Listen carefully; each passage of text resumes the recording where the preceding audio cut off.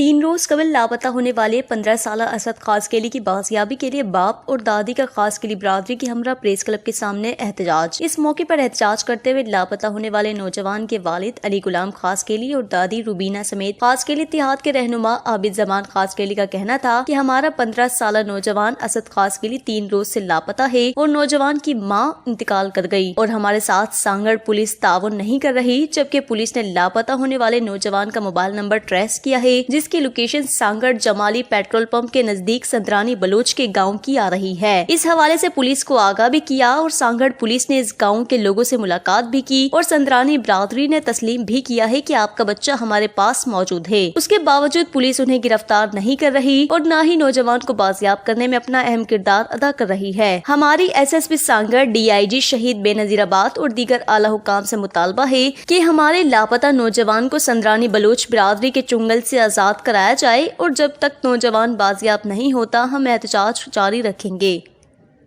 وش news سانگڑ۔